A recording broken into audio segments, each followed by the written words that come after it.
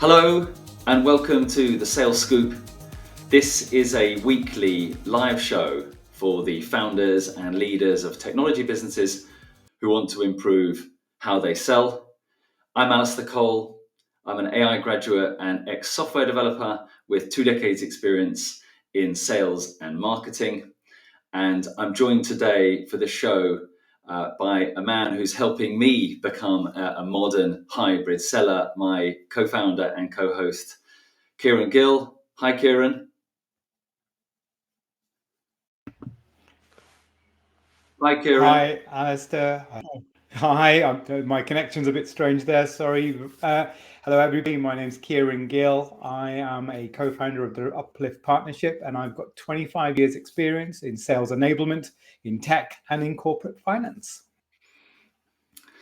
Thank you, my man. And together with our CTO, Douglas, we are the Uplift Partnership. We accelerate sales for technology businesses. We help get them greater clarity, increased confidence, higher win rates, reduce their stress about selling, and increase their happiness. And today's show is a really exciting one, certainly from my point of view, focusing on modern hybrid sellers. What is happening right now in 2025? How can salespeople and founder sellers adapt themselves in order to keep up with the pace of change, which feels in the last certainly 2 years, my friend, to be very rapid about how the role of sellers is changing, right?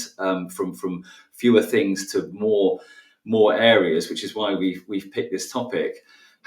What are you seeing in the market at the moment, Kieran, with the clients you're working with and other people, in terms of like what are the expectations of modern sellers, of modern hybrid sellers? What are you seeing?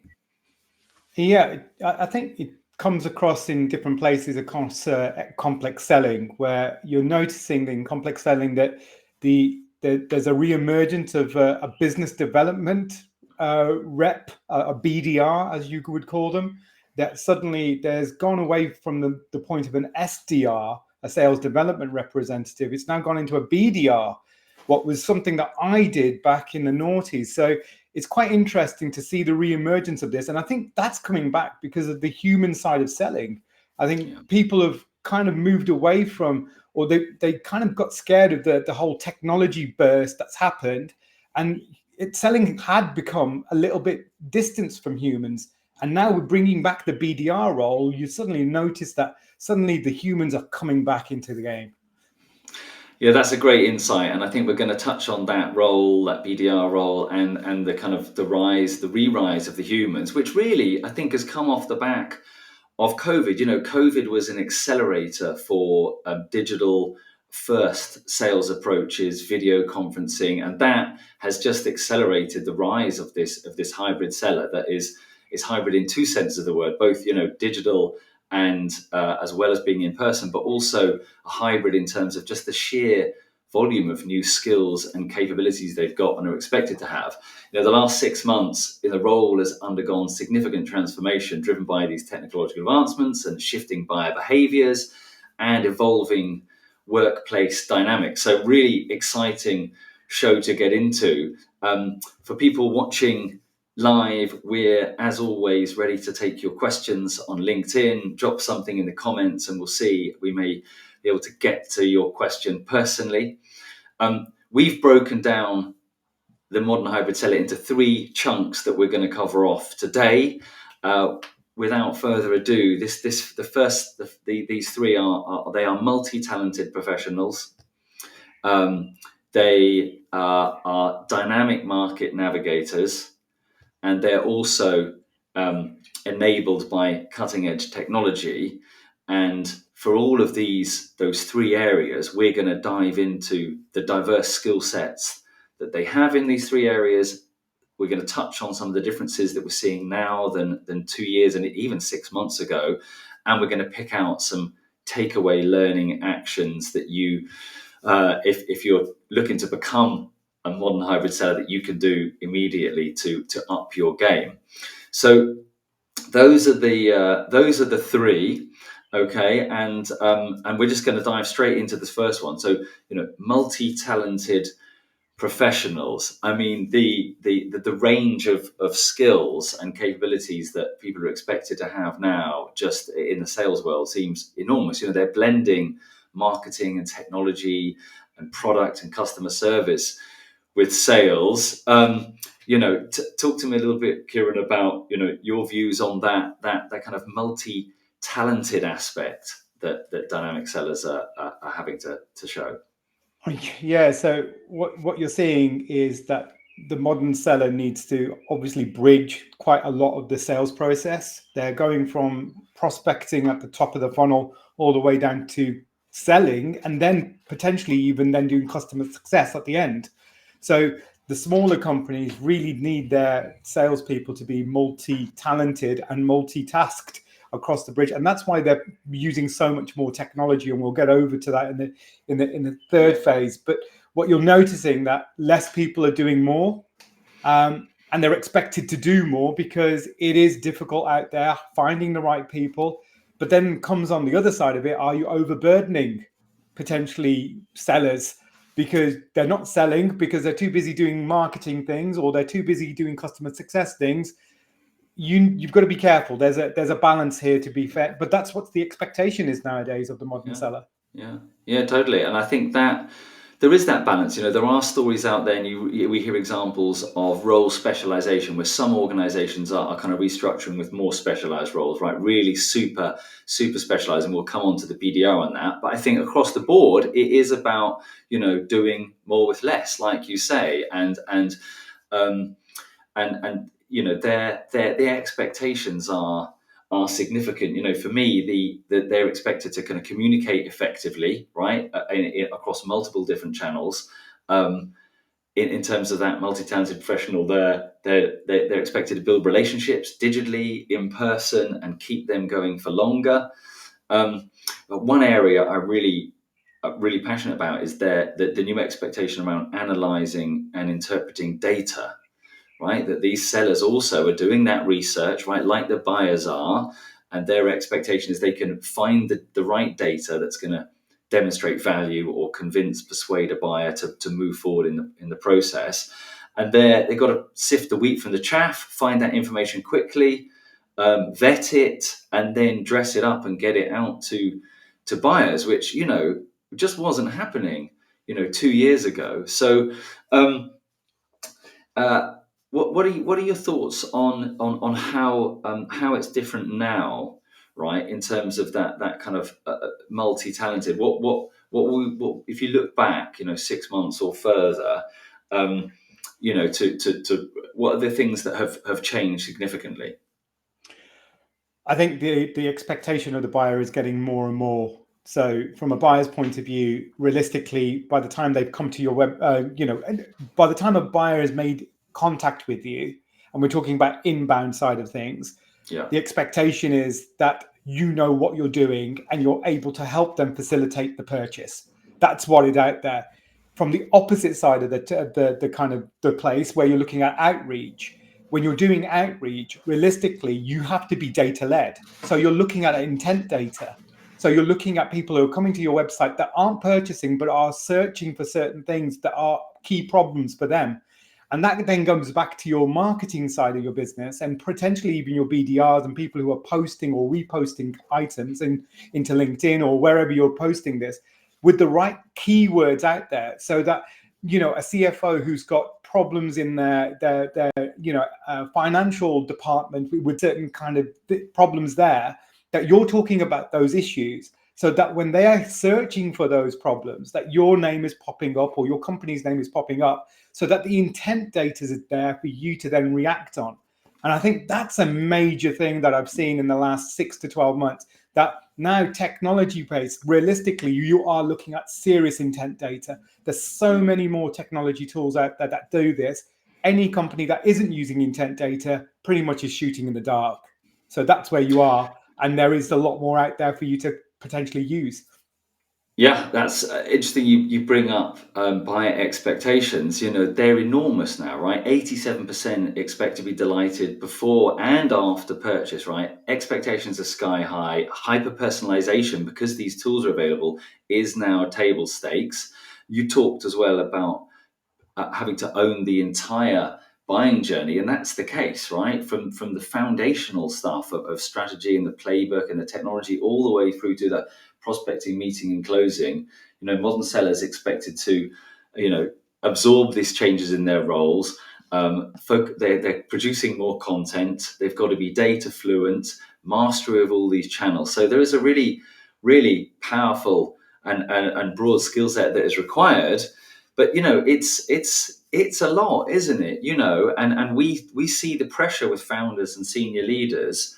We'll come on to kind of technology overwhelm, but one area that you talked about there was the kind of marketing side of things. And as sellers get into supporting their buyers digitally, what's the responsibility for the modern hybrid seller in terms of how they're supporting self-service, Kieran? What is their role, and how has their role changed in terms of how they're supposed to create, maintain kind of self-service tools? What's your thoughts on that? When it comes to self-service tools, you've got to remember that your website pretty much is helping to facilitate that sale as well. So, your chatbot, all the calculators and everything else that you've got on your website is slowly bringing these people in. And that's where the intent data is coming from, that you're getting people who are engaging with your website. And that is pretty much early on in the selling process. But as you go into the complex sell itself and somebody reaches out to you, that's where the problems really start, because then what you have is potentially 6 to 12 potential buyers in that buying process that most of them you won't even see, and you don't even know what they want. And they're all engaging with this potential one person who's the pivot, that you're thinking that you're selling to this one person, but you're not. You're selling to an actual group. So it gets more and more complex. And and there you are now, you've got 3 or 4 deals. That means potentially up to 36 different people if you've got 3 deals. How do you service 36 different mindsets? It's an absolute minefield. Yeah, well, that's great. You're talking about buying groups and getting into market, because that is our second section here, right? Beautifully done, my friend. As well as being multi-talented, which we've scratched the surface on. Modern hybrid sellers are dynamic market navigators, right? They are, they're out there in a rapidly changing landscape that is moving very fast. They've still got to, create the basic strategic fundamental components of selling. They've got to get the right funnel mix across multiple channels, but they are out there, right? You talked about buying groups. Buying groups, growing in size. I mean, I think your HubSpot stat isn't this, but I read something just yesterday that the average numbers in buying groups now is 11.5 or something, according to a recent HubSpot survey. So that is growing, like you say. So in terms of modern hybrid sellers getting out there into the market, you've touched on it a little bit there. For me, it's a rapidly changing environment. They've got to embrace the digital technologies, new platforms and tools, the streamlining communication with potential buyers and the whole group. In terms of it being a dynamic marketplace, how do modern sellers need to how agile do they need to be? A bit of a leading question, but what's changed there in the last 6 to 12 months in terms of their requirements? I think the rise of AI, and it is a buzzword and it's out there. Just the expectation is that you are able to handle a lot more communication, and some of that will be semi-automated, some of that will be totally automated. But however, as you come into the sales process and you're further along, none of it will be automated. So depending on the customer, where they are in your sales process and their buying journey, your level of attention has to be at the right point. Now, where do you take it, and who do you need to, and what information should you be giving them at the right time to make sure that they are still in the buying process? Now, when you start bringing all those components in, that means your marketing material has to make sense at the right point at the right time, because you might think that one piece of material will fit everybody in that company, however it doesn't. And then you suddenly wonder, why hasn't that customer come back to me in the last 3 weeks? Well, because what you sent didn't resonate. That's what's happened. Or their priorities have moved. So from a market opportunity point of view, sellers need to be fast. That's the thing about the modern hybrid seller. As soon as a lead hits the desk, you need to be rapid. You need to understand what the client wants. They want it before you've even sent it. Because tell you the truth, the modern buyer probably has an attention span of a goldfish. Because tell you the Yeah. truth, the next thing that comes along, boom, they're now concentrating on something else. So Yeah, and like you said, that human element of sales is coming back. I think, post pandemic, our friendship groups kind of shrunk a bit, and we put greater emphasis on building relationships. We've seen the rise of referral business that's gone up quite significantly since then. But the truth is that a lot of buyers, still want to. They prefer interacting digitally. I think 96%, according to HubSpot, prefer a digital interaction to start with, and 71% prefer kind of independent research. So, adapting in that area is really important. So they're having to pivot strategically very quickly. I think that's so true what you just said. Like, expectation is that the minute something lands, the minute there is movement in the deal, good sellers are actioning that right away, right? The competition is so high, you haven't got time to wait, right? You've just got to crack on, and you've got to do it across all these different channels, which is, it sounds ridiculous, right? it When does. we It catch it like that. But you're right. Talk about AI. A HubSpot study recently Salesforce, suggested that a lot of companies had seen an increase of 10 to 30% of productivity as a result of AI. We're going to come on to the kind of technology tools in a bit, but tools are helping, right, to cover off a lot of that. But the truth is that even if they are, the original sales tenets are still required, right? You've still got to get your funnel right. And crucially, you've still got to find a way to deliver value, right? Because demonstrating value in your product or service is still the thing, right? That is going to result in a higher likelihood of a quality deal with that buyer. So those strategic pillars are still there. You just got to do it across multiple channels, 24/7. So fortunately, there is a solution, right? And that is modern sellers being enabled by cutting edge technology. And this is part of our area of expertise. We help accelerate technology businesses in sales by combining a combination of cutting edge tools that are out there. Often we've built our own. We have our own SaaS platforms, which is one of the reasons we're able to help them with our technology skills. But this really is a huge area. Obviously, AI is enormous now, and I read recently that 28% of time is what sellers are spending on selling. Even with AI at the moment, that was a Salesforce study, and that's 72% of time spent on administrative tasks. So, that's a bit worrying. I was hoping that number might have moved a little bit more in the last 6 months of the arrival of AI, but maybe it's additional workloads been loaded on. What are your findings, your thoughts, Kieran, on how important cutting edge tech is for modern sellers, and what are you using that really makes a difference to you? I think what's happened in the last 2 years, because the whole AI revolution, everybody jumped on the bandwagon, and suddenly you've got an influx of loads and loads of tools.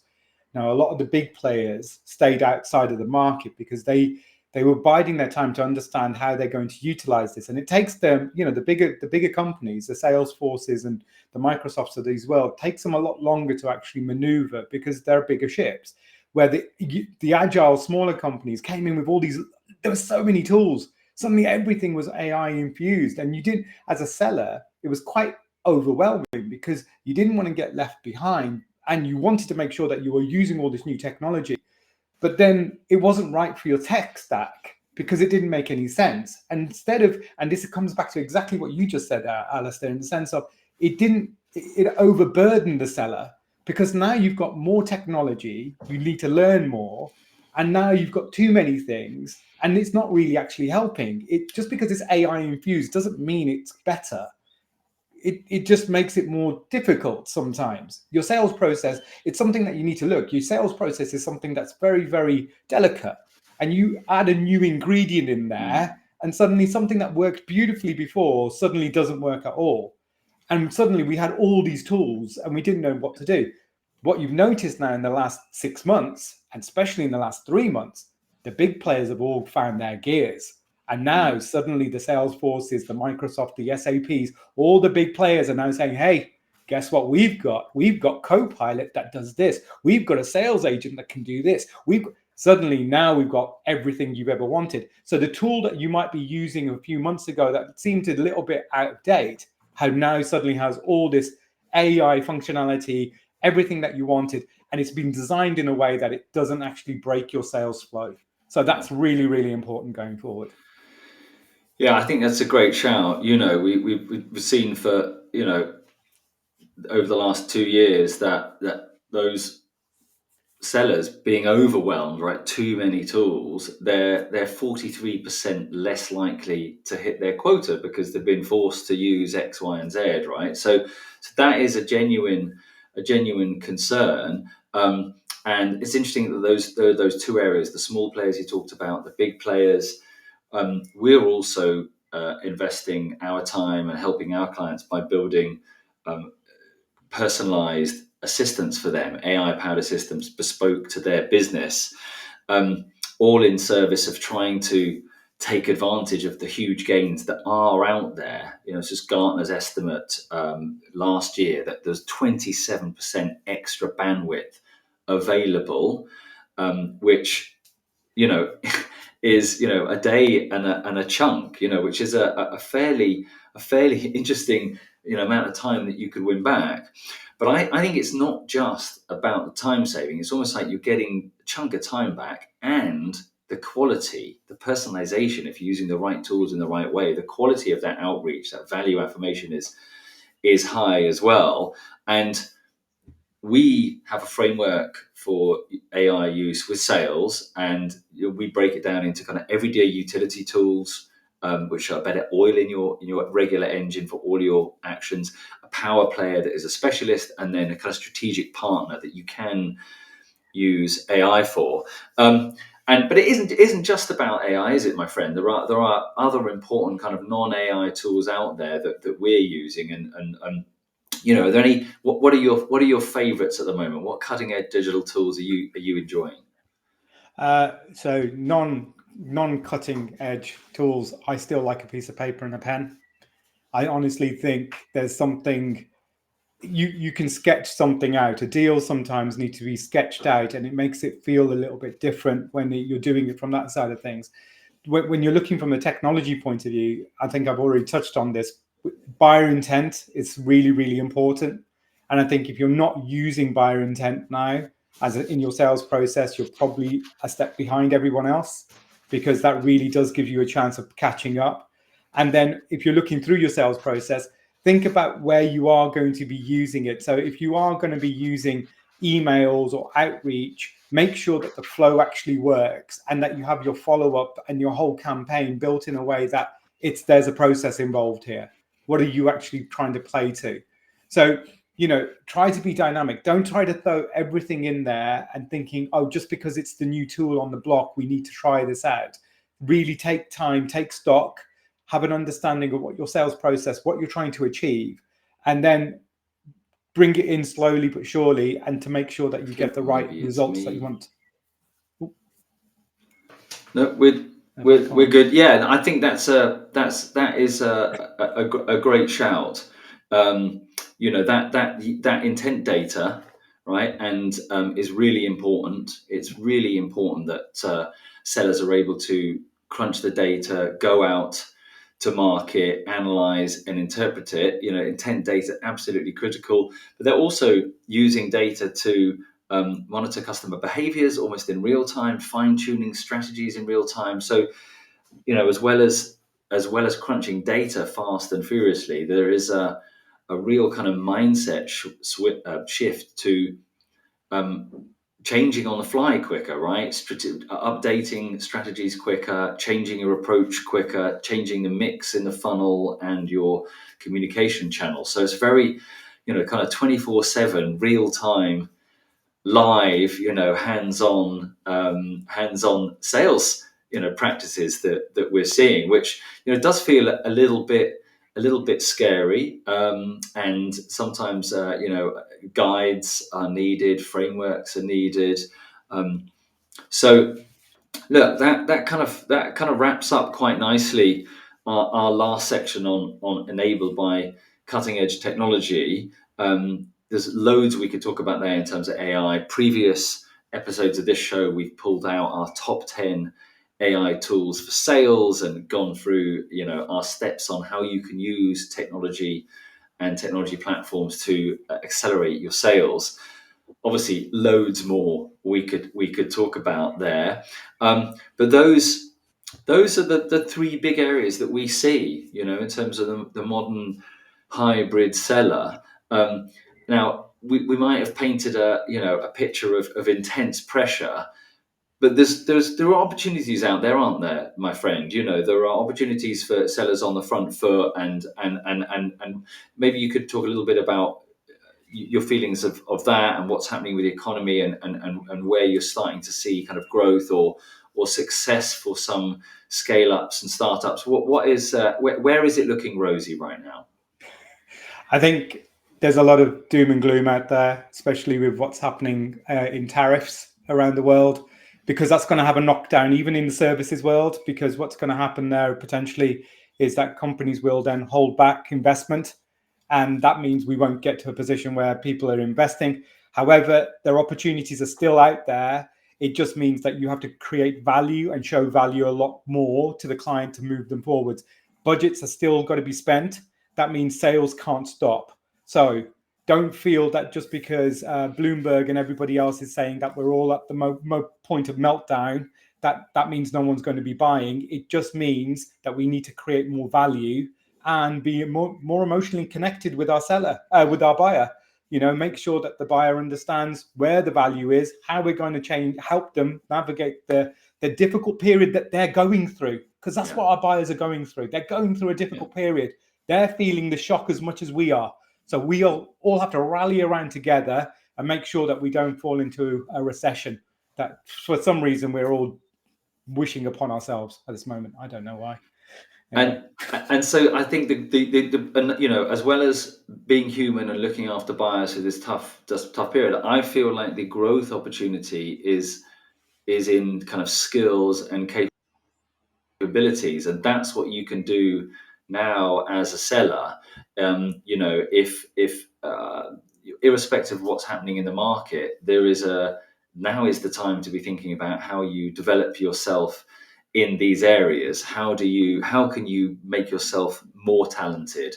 How can you practice dynamism and pivoting and changes in the market? And how can you play with and onboard and master some of these new tools? So even though times are tough, there is an opportunity to grow now, so that when those times improve, you are a modern hybrid seller and ready to take advantage of that new job, or smashing it where you currently are. So there is a opportunity for growth right now, and we believe in these three areas.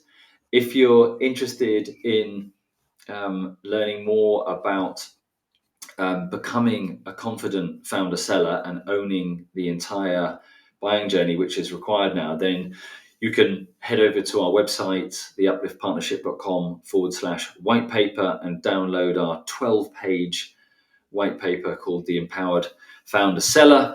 You can get it by zapping this QR code now.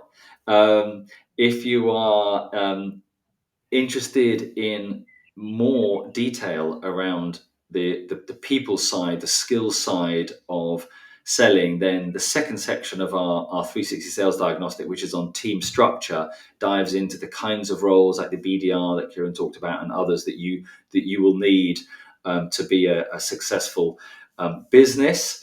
And the next The next live show we're going to have is a fortnight today. It's a subject that's very close to our heart. Sales playbooks, the rigor and the discipline that businesses go on in the production of the sales playbook and the creation of their formalized approach to selling is something that, quite frankly, without that, we've struggled to see businesses raising investment, which is why we're going to be talking about sales playbook that land investment 2 weeks today. And if you're interested in previous episodes of the show, you can head over to thesalesscoop.com and peer in to that page and have a look at some of our previous shows, including ones like Top 10 AI Tools for Sales, How to Move from Seed to Series A, and other absolute bangers. That's us, 1231. Thanks very much for your time today, Kieran, and your brilliant insights on the market, on modern hybrid sellers and what's happening out there in the marketplace. So thank you very much. Pleasure, Alistair, as always, and thank you very much for all your wisdom as well. My pleasure. Right, well, we'll sign off here. Thanks for watching, everybody. Thanks, Kieran. Have a great day. Bye for now. Bye. Bye for now.